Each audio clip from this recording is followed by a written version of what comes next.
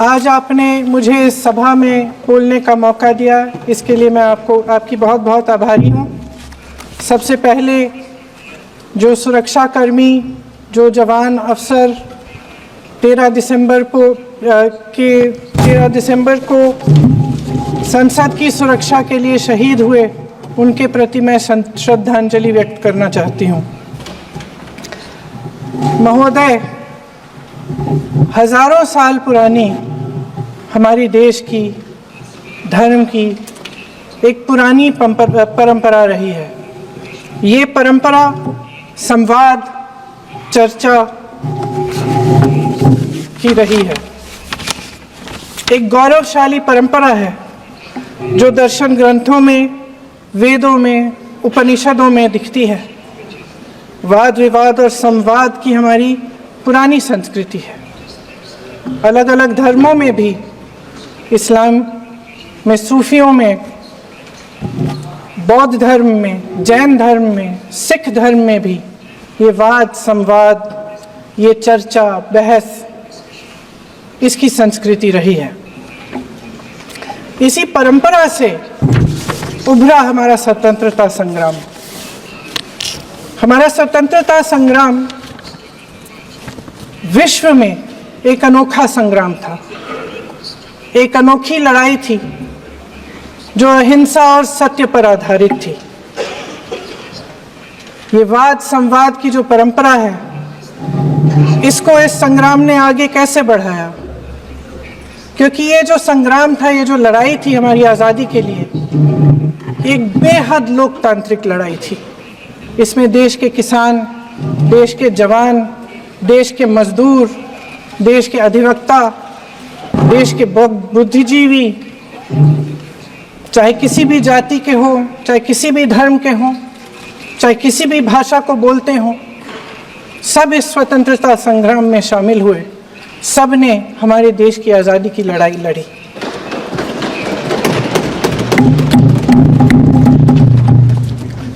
और उसी आज़ादी की लड़ाई से एक आवाज़ उभरी जो हमारी देश की आवाज़ थी। वो आवाज़ ही आज हमारा संविधान है। साहस की आवाज़ थी, हमारी आज़ादी की आवाज़ थी, और उसी की गूंज ने हमारे संविधान को लिखा और बनाया। ये सिर्फ एक दस्तावेज नहीं है। बाबा साहेब अम्बेडकर, मौलाना आज़ाद जी, राजगोपालाचारी जी और जवाहरलाल नेहरू जी और उस समय के तमाम नेता, जैसे आपने कहा, इस संविधान को बनाने की जो कार्य में सालों के लिए जुटे रहे। हमारा संविधान इंसाफ, उम्मीद, अभिव्यक्ति और आकांक्षा की वो ज्योत है जो हर हिंदुस्तानी के दिल में जलती है। अध्यक्ष महोदय, इस ज्योत ने हर एक भारतीय को ये पहचानने की शक्ति दी कि उसे न्याय मिलने का अधिकार है, कि उसमें अपने अधिकारों के लिए आवाज़ उठाने की क्षमता है, कि जब वो आवाज़ उठाएगा तो सत्ता को उसके सामने झुकना पड़ेगा। इस संविधान ने हर एक देशवासी को ये अधिकार दिया कि वो सरकार बना भी सकता है और सरकार बदल भी सकता है। ये ज्योत जो हर हिंदुस्तानी के दिल में जलती है, उसने हर हिंदुस्तानी को ये विश्वास दिया कि देश की संपत्ति में, देश की दौलत में, संसाधनों में उसका भी हिस्सा है, कि उसे एक सुरक्षित भविष्य की उम्मीद का अधिकार है, कि देश बनाने में भी उसकी भागीदारी है। उम्मीद और आशा की ये ज्योत मैंने देश के कोने कोने में खुद देखी है। उन्नाव में मैं एक रेप पीड़िता के घर गई, उसे जलाकर मार डाला था। वो शायद 20-21 साल की होगी। हम सब के बच्चे हैं।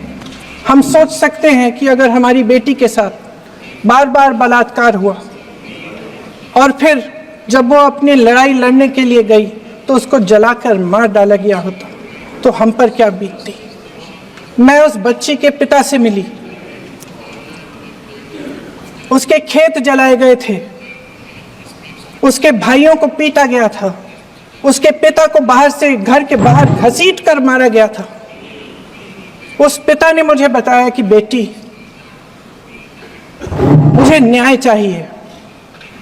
मेरी बेटी अपने एफआईआर को दर्ज करने के लिए जब जिले में गई तो उसको मना किया गया। अगले जिले में जाना पड़ा उसे।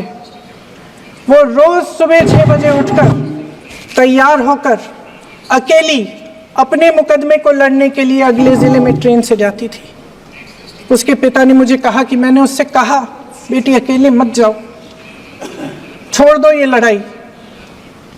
लेकिन उसकी बेटी ने उसको जवाब दिया कि नहीं पिताजी, मैं अकेली जाऊंगी, मैं लड़ूंगी, ये मेरी लड़ाई है, मैं इसको लड़ूंगी।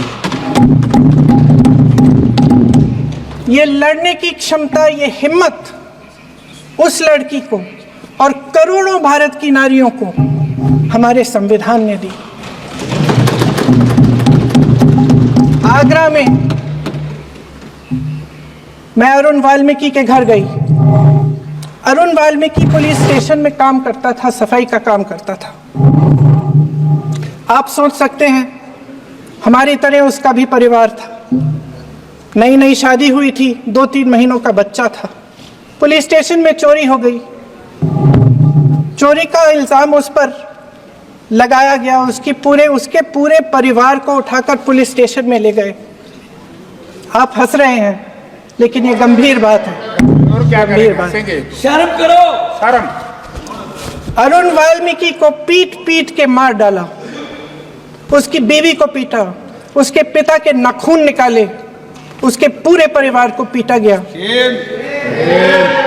जब मैं उस जवान महिला से मिलने गई जो अभी अभी विधवा हुई थी, तो उसने मुझे कहा कि दीदी, हमें सिर्फ एक चीज चाहिए, हमें न्याय चाहिए और हम इस न्याय के लिए लड़ते रहेंगे, चाहे कुछ भी हो जाए। ये हिम्मत उस महिला को हमारे संविधान ने दी।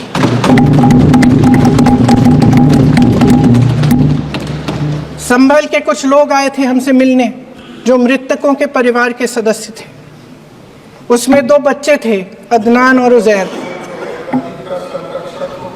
अब सुनिए, उसमें 2 बच्चे थे, अदनान और उजैर। एक बच्चा मेरे बच्चे की उम्र का है, दूसरा उससे छोटा 17 साल का है। दर्जी के बेटे थे। दर्जी का एक ही सपना था कि वो अपने बेटों को पढ़ाएगा, लिखाएगा। एक बेटा डॉक्टर बनेगा, एक बेटा भी सफल होगा दूसरा बेटा भी अपने जीवन में सफल होगा। उनके पिताजी हर रोज उनको स्कूल छोड़ते थे। उस दिन भी स्कूल छोड़ने के बाद अपनी दुकान में चले गए। उन्हें पता नहीं था कि विवाद हो रहा है। उन्होंने भीड़ देखी, घर आने की कोशिश की तो पुलिस ने गोली से मार डाला।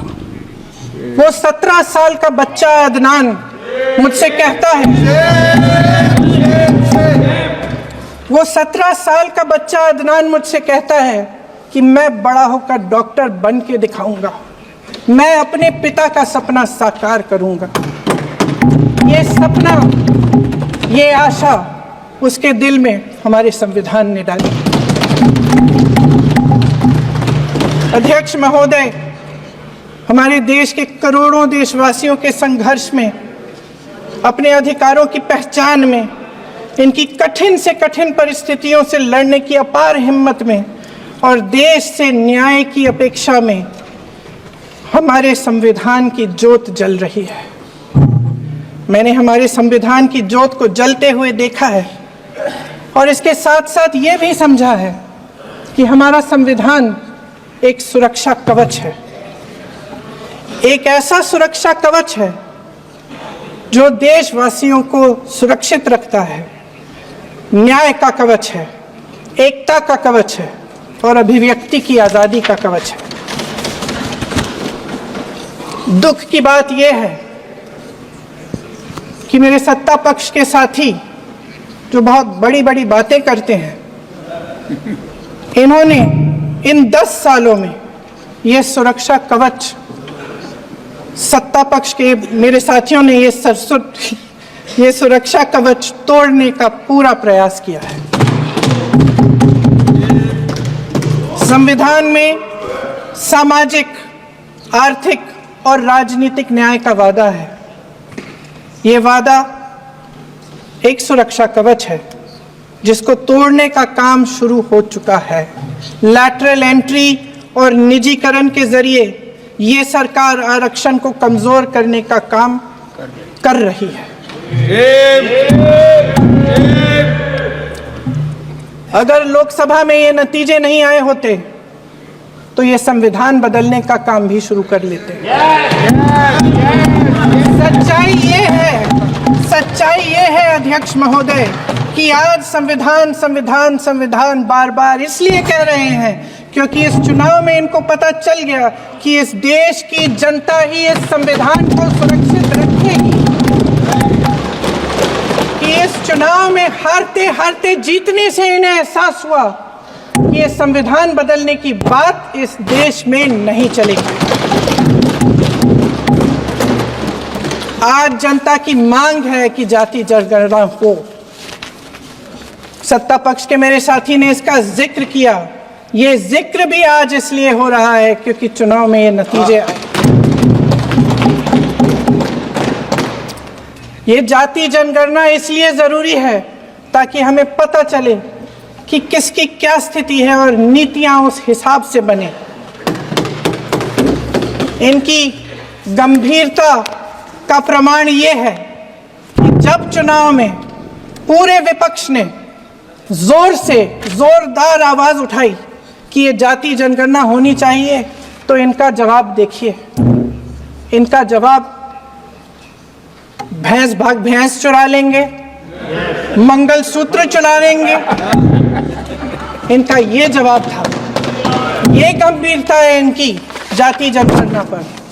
महोदय, हमारे संविधान ने आर्थिक न्याय की नींव डाली, किसानों, गरीबों और को जमीन बांटी, भूमि सुधार किया, जिसका नाम लेने से कभी कभी आप झिझकते हैं और कभी कभी उनका नाम धड़ाधड़ इस्तेमाल किया जाता है अपने आप को बचाने के लिए।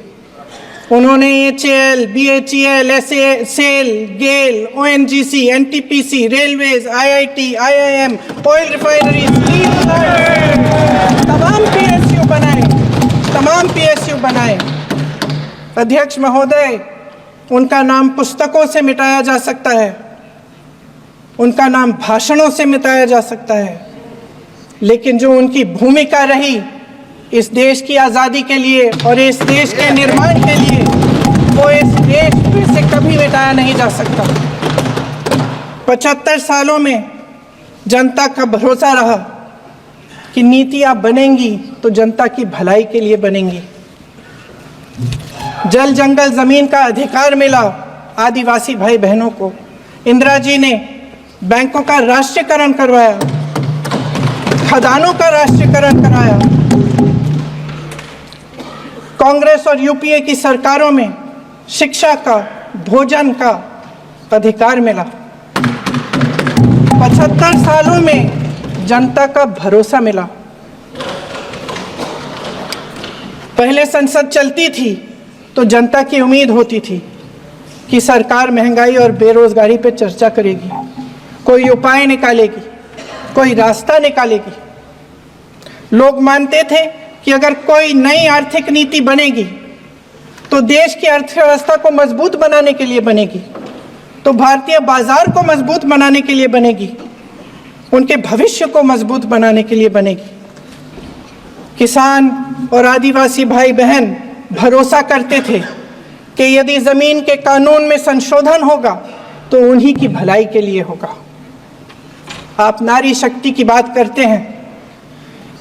आज चुनाव की वजह से शायद इतनी बातचीत हो रही है नारी शक्ति के बारे में, क्योंकि हमारे संविधान ने महिलाओं को यह अधिकार दिया, उनकी शक्ति को परिवर्तित किया वोट में।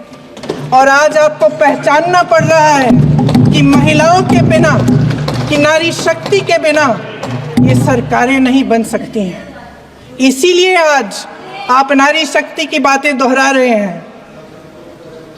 जो आप नारी शक्ति का अधिनियम लाए हैं उसको लागू क्यों नहीं करते? वो 10 साल बाद लागू क्यों होगा? क्या आज की नारी 10 साल इंतजार करेगी उसके लागू करने के लिए? क्या बात है, क्या बात है।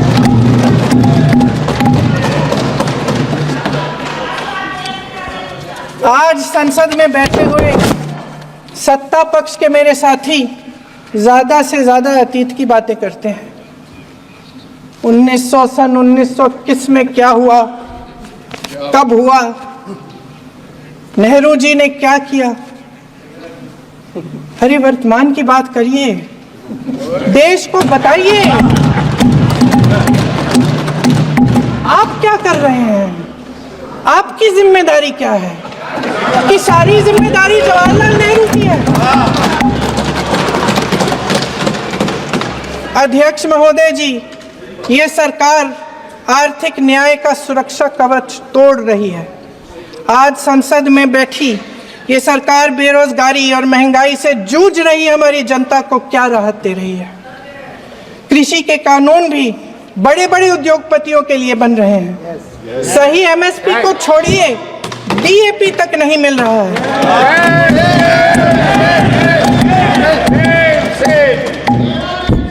वायनाड से लेकर ललितपुर तक इस देश का किसान रो रहा है। आपदा आती है तो उसको कोई राहत नहीं मिलती। भगवान भरोसे है आज इस देश का किसान, उसको छोड़ दिया गया है। आज हिमाचल में देखिए, जितने भी कानून बने हैं वो सब बड़े बड़े उद्योगपतियों के लिए बन रहे हैं। हिमाचल में जो सेब उगता था उसके जो छोटे छोटे किसान हैं वह रो रहे हैं, क्योंकि एक व्यक्ति के लिए सब कुछ बदला जा रहा है। सुनने की हिम्मत रखो। मैं अध्यक्ष महोदय जी, अध्यक्ष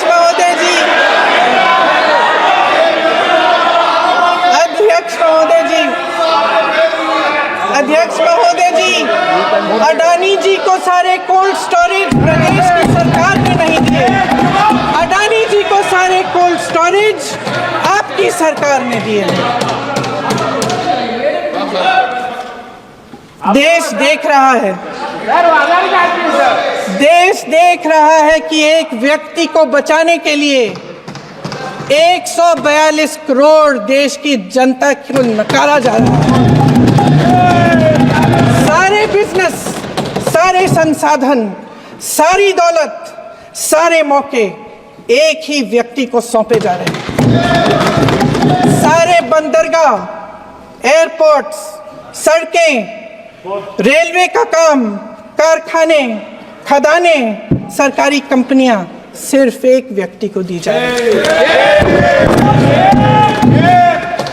जनता के मन में हमेशा ये विश्वास होता था कि अगर कुछ नहीं है तो संविधान हमारी सुरक्षा करेगा, मगर आज आम लोगों के बीच ये धारणा बनती चली जा रही है कि सरकार सिर्फ अडानी जी के मुनाफे के लिए चल रही है।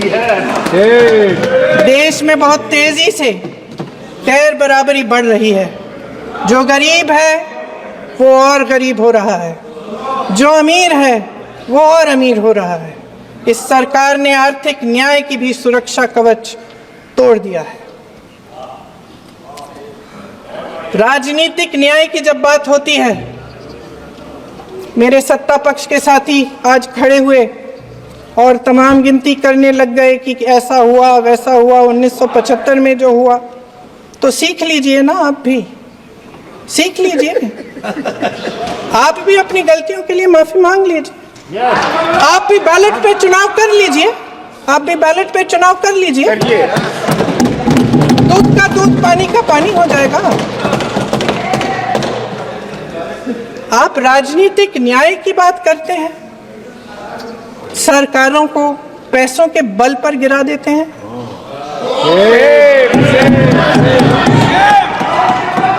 मेरा आग्रह है कि अपन संविधान में सकारात्मक बोले।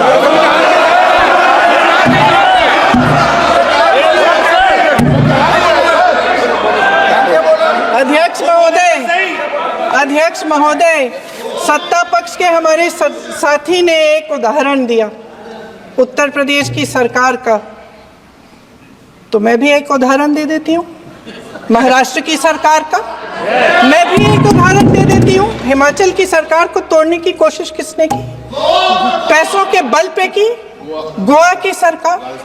तमाम उदाहरण है। राजस्थान की क्या ये सरकारें जनता ने नहीं चुनी थी? क्या संविधान इन पर लागू नहीं था?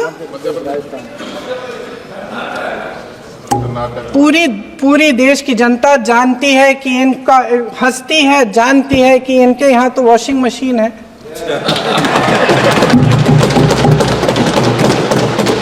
तो यहाँ से वहां जाता है, वो धुल जाता है। इस तरफ दाग, उस तरफ स्वच्छता। और मेरे कई ऐसे साथी हैं जो इस तरफ होते थे उस तरफ चले गए, मुझे दिख भी रहे हैं, वॉशिंग मशीन में शायद धुल गए हैं। अध्यक्ष महोदय, जहां भाईचारा और अपनापन होता था, जहां हमारे संविधान ने एकता का सुरक्षा कवच दिया था, वहां शक और घृणा के बीज बोए जा रहे हैं। एकता का सुरक्षा कवच तोड़ा जा रहा है। प्रधानमंत्री जी यहाँ सदन में संविधान की किताब को यूं माथे से लगाते हैं, लेकिन संभल में, हाथरस में, मणिपुर में जब न्याय की गुहार आती है, उठती है, तो उनके माथे पे शिकन तक नहीं आता।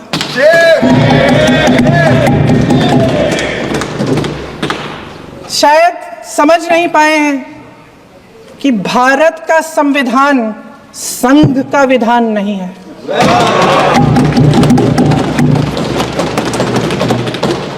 भारत के संविधान ने हमें एकता दी, हमें आपसी प्रेम दिया।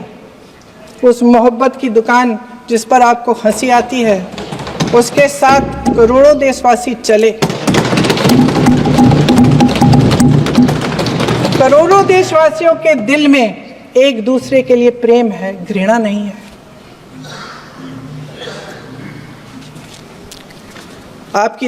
इनकी जो विभाजनकारी नीतियां हैं, उसका नतीजा हम रोज देखते हैं। राजनीतिक फायदे के लिए संविधान को छोड़िए, देश की एकता को भी ये रख नहीं सकते, इसकी सुरक्षा नहीं कर सकते। हमने संभल में देखा, मणिपुर में देखा। दरअसल इनका कहना है कि अलग अलग इस देश के अलग अलग हिस्से हैं, कैमरा लेकिन हमारा संविधान कहता है कि ये देश एक है और ये देश एक रहेगा। जहां खुला विवाद होता था, अभिव्यक्ति का सुरक्षा कवच होता था, इन्होंने भय का माहौल पैदा किया है। सत्ता पक्ष के मेरे साथी अक्सर 75 सालों की बात करते हैं, लेकिन इन 75 सालों में ये उम्मीद, आशा, ये अभिव्यक्ति की ज्योति कभी थमी नहीं, कभी बुझी नहीं। इस देश की जनता ने खुलकर आलोचना की, निडर होकर धरने किए, प्रदर्शन किए। जब जब जनता नाराज हुई, तब तब सत्ता को ललकारा, उसे चेतावनी दी, बड़े से बड़े नेताओं को कटघरे में खड़ा किया, उनसे जवाब मांगा, न्याय मांगा। इस देश के छोटे छोटे से नुक्कड़ की दुकानों में, चाय की दुकानों में, इस देश के घरों में, गलियों में, मोहल्लों में, अखबारों में, प्रकाशन घरों में, न्यायपालिकाओं में चर्चा कभी बंद नहीं हुई। लेकिन आज ये माहौल नहीं है। आज जनता को सच बोलने से डराया जाता है, धमकाया जाता है। पत्रकार हो या विपक्ष का नेता हो या किसी यूनिवर्सिटी का प्रोफेसर हो, छात्र संघ हो या कर्मचारियों का संगठन हो, सबका मुंह बंद कराया जाता है। किसी पे ईडी, किसी पे सीबीआई, किसी पे इनकम टैक्स, फर्जी मुकदमे लगवाए जाते हैं, जेल में डाल दिया जाता है। विपक्षी नेताओं को जेल में डाल दिया जाता है, उनको सताया जाता है। किसी को नहीं छोड़ा इस सरकार ने।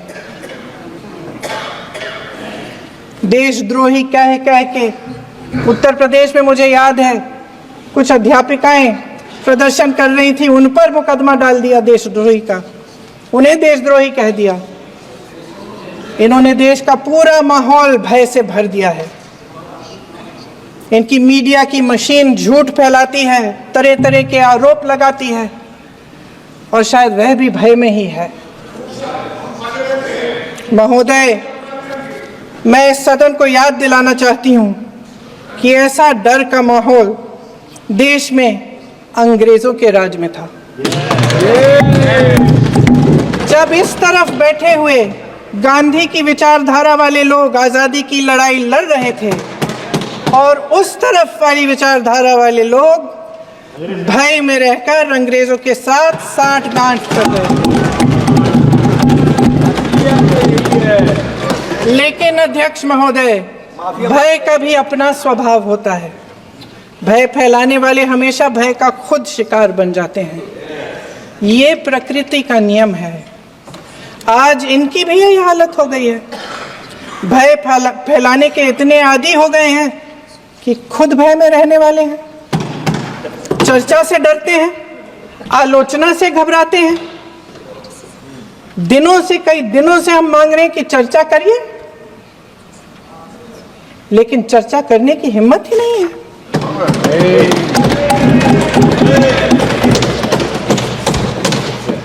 एक कहानी होती थी अध्यक्ष महोदय, शायद बचपन में आपने भी सुनी होगी। राजा भेष बदलकर बाजार में आलोचना सुनने जाता था। ये सुनने जाता था कि प्रजा मेरे बारे में क्या कह रही है, मैं सही रास्ते पे चल रहा हूं कि नहीं। लेकिन आज का राजा, भेष तो बदलते हैं आज के राजा, शौक तो है उनको भेष बदलने का, लेकिन न जनता के बीच जाने की हिम्मत है और न आलोचना सुनने की। महोदय, मैं तो सदन में नहीं हूं।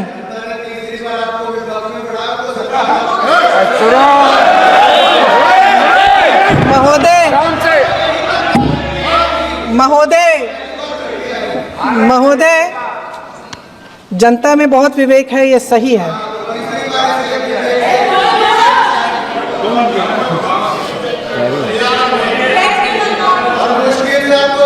अच्छा महोदय, मैं सदन में नहीं हूँ,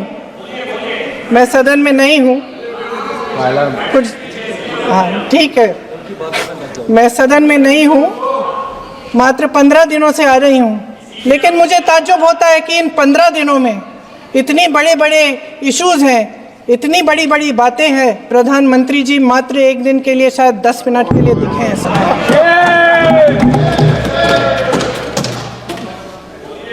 बात यह है अध्यक्ष महोदय जी कि ये देश भय से नहीं, साहस और संघर्ष से बना है। इसको बनाने वाले देश के किसान, जवान, देश के करोड़ों मजदूर और गरीब जनता है। संविधान इनको साहस देता है। मेहनती मिडिल क्लास है। और इस देश के जो करोड़ों देशवासी हैं, जो रोजाना भयंकर परिस्थितियों का सामना करते हैं, उनको साहस देता है। वायनाड में जो आपदा आई, उसमें एक छोटा लड़का था 17 साल का। 6 घंटों के लिए उसने अपनी माँ को बचाने की कोशिश की। 6 घंटों के लिए आप सोच सकते हैं कि अगर नदी की धारा बह रही है, नाराज है, आप अपनी माँ को पकड़े हो 6 घंटों के लिए पकड़े रखते हो कि मेरी मां बच जाएगी, और अंत में वो मां भी बह जाती है। उस लड़के का साहस, उन महिलाओं का साहस जो पीड़ित हैं लेकिन फिर भी अपनी लड़ाई लड़ रहे हैं, उन संभल के बच्चों का साहस जिनके पिताजी अभी अभी गुजर गए लेकिन फिर भी उनके सपनों को साकार करने की हिम्मत है, उनका साहस है, वो साहस इस संविधान ने दिया है।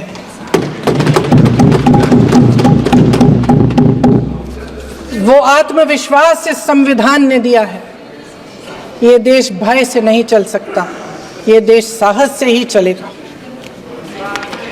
भय की भी सीमा होती है, और जब वो सीमा पार हो जाती है, जब किसी को इतना दबाया जाता है कि उसको लगने लगता है कि अब मेरे पास खोने के लिए कुछ नहीं है, तब उसमें एक ऐसी शक्ति पैदा होती है जिसके सामने कोई कायर खड़ा नहीं हो सकता।